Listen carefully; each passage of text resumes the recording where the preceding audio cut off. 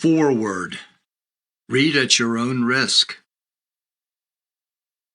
After a baffling involvement in a national mania called the airplane game that spread across America in the late 1980s, I began obsessively researching pyramid schemes and multi-level marketing, MLM.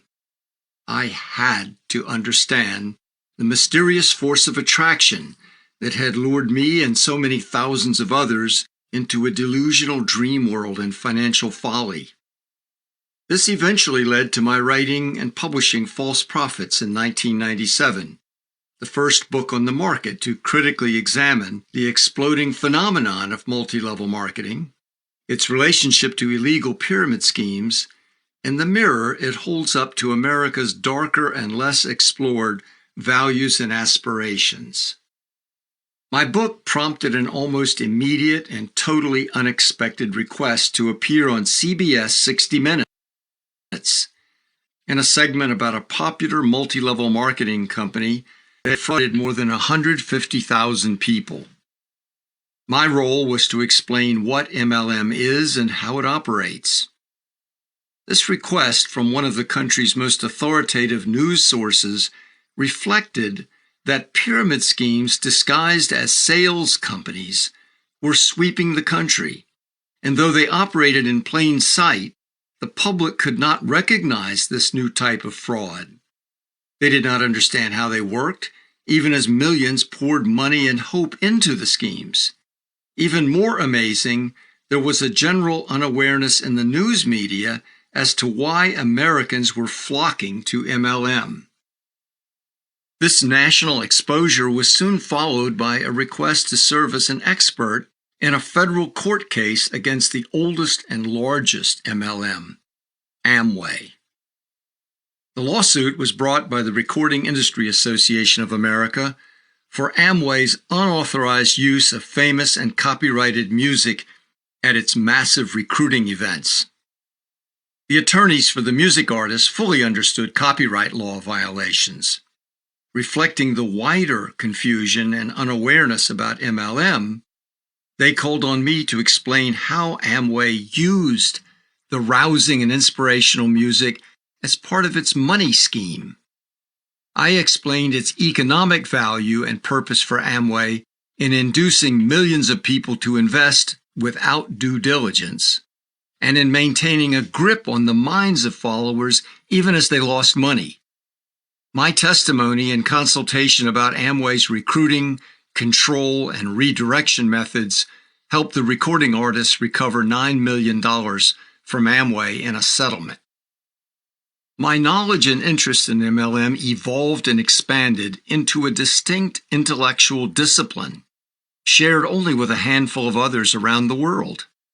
This MLM topic intersects business law, criminology, politics, business economics, psychology, accounting, marketing, of course, and even includes inquiries into the origins of authoritarianism and methods of cult persuasion. More on that later. By 2001, I co-founded Pyramid Scheme Alert, a nonprofit consumer education and advocacy group. I have continuously managed its website, one of the most comprehensive and accessed resources on MLM.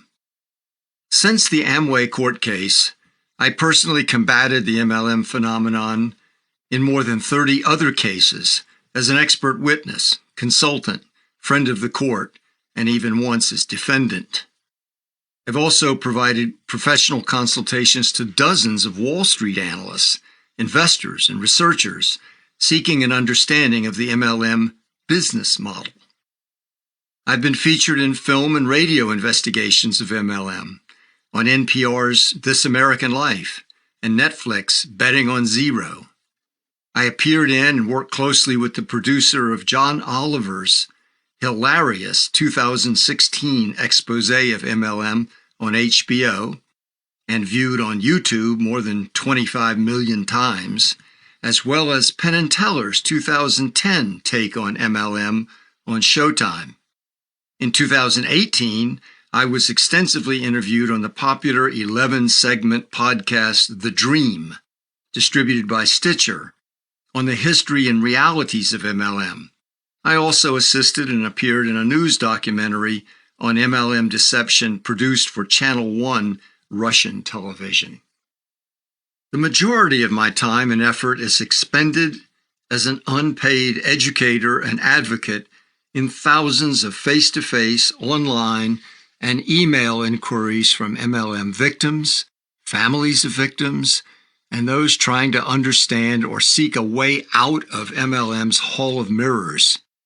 I have listened to stories of bankruptcy, divorce, alienation from friends and family, and suicides tied to experiences in multi-level marketing. I never argue with someone committed to promoting MLM. I don't try to persuade. There's not enough time on earth for that. None of these efforts has measurably affected the epic spread of MLM. I have watched MLM, operating under hundreds of company names, spread like a forest fire from blue-collar sectors among evangelical Christians and in small towns, up the social and economic ladder through suburban management ranks to professionals, doctors and dentists, buying vitamins and supplements promoted as miraculous cures by Mormon-run MLMs from Utah, where the supplement industry is concentrated. I have seen it invade and conquer Facebook communities of stay-at-home mothers on the Upper West Side of New York City with cosmetic and clothing-based MLMs, and then, without changing its structure or basic message, also pour down upon undocumented immigrants, struggling military spouses, impressionable high schoolers, and debt-burdened college students. Globally, MLM's most aggressive invasion has been among the 1.4 billion people of China, whose Communist Party-controlled government fully opened the country to MLM only in 2005. Tens of millions have been led to believe MLM embodies the true spirit of capitalism and offers deliverance from deadening jobs assembling iPhones, plastic junk, and appliances. My work and words have also not awakened interest among regulators or legislators. To the contrary, U.S. regulators have weakened consumer protections against pyramid schemes, even exempting MLMs from disclosure rules when making financial solicitations. The MLM movement is now syndicated into an industry with its own lobbying and PR organization on K Street in Washington, D.C., and has assembled a protective caucus of lawmakers in the U.S. House of Representatives. Donald Trump is MLM's most famous and highest-paid spokesman, endorsing and promoting it for more than 10 years, leading up to his presidential candidacy in 2015. MLM's leading and largest enterprise is the Amway Corporation. Its most controversial representative is Herbalife, which you may recognize as the subject of a 5-year battle between billionaire investors Bill Ackman and Carl Icahn. Hundreds of other MLMs will be explored further in the coming pages. Multi-level marketing, sometimes also called network marketing, is now fully global, with a claim of more than 100 million households paying into it every year. In America alone, where it all began in 1945, official MLM representatives claim that in excess of 18 million households, 1 in 6, are under contract to MLM companies each year. More than half of that figure joins yearly, replacing those who quit. Every year, the recruited participants expend $20 to $30 billion in fees and purchases, though that estimate does not come close to actual total expenditures when related expenses and opportunity costs are included. My efforts have not even made a significant difference that I could tell among my own friends and family. some of whom have sheepishly admitted to joining and losing their money in MLMs without telling me. They explained that they had been taught that a positive attitude and unflinching belief were the most important factors for success in MLM. Negative voices from non-believers and cautious calls for due diligence are to be shunned and avoided. In the ideology of the MLM movement, I am fiendish dream stealer, malevolent negative thinker, pathetic loser. Pathetic loser is a term of special meaning and usage in the MLM world, apparently coined and promoted in Amway training sessions to demonize critics or skeptics. I have a small file of emails and letters received from MLM believers who in scripted messages express their abhorrence at my views and activities.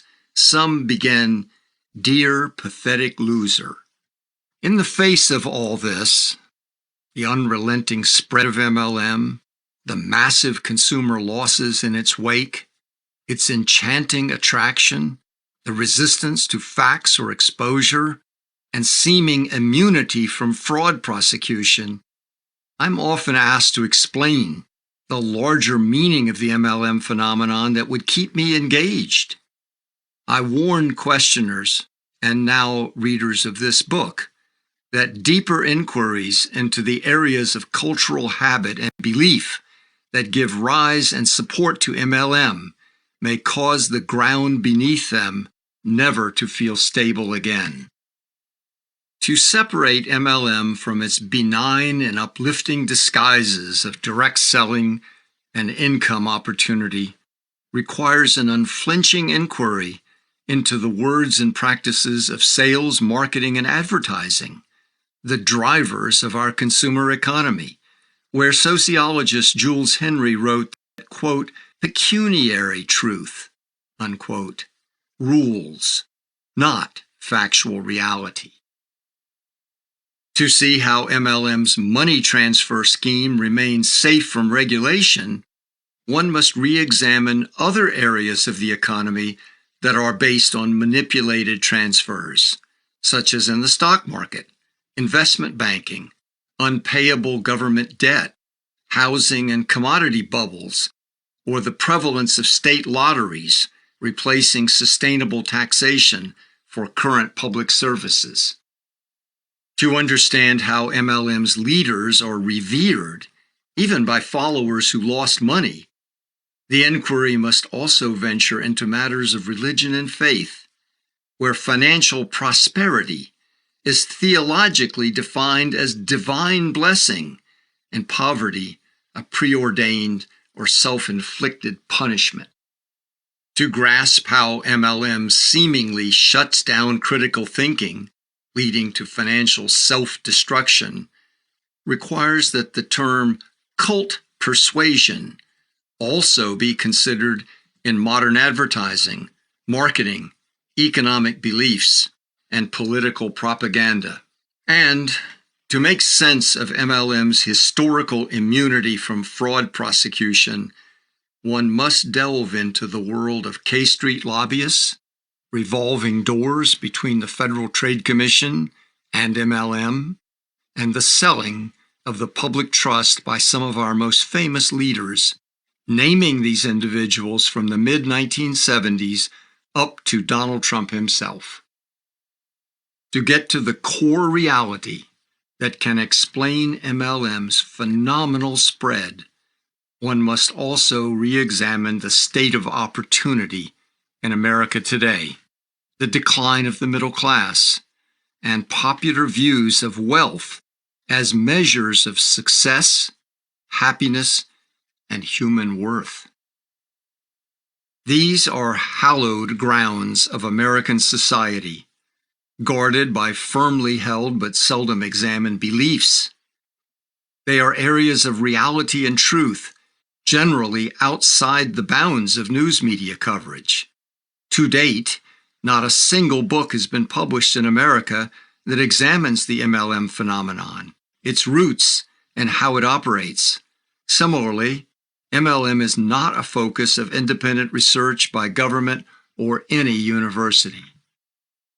Those who pursue the untold story of multi-level marketing risk being cast as heretics or accused of cynicism, socialism, negativity, or blasphemy.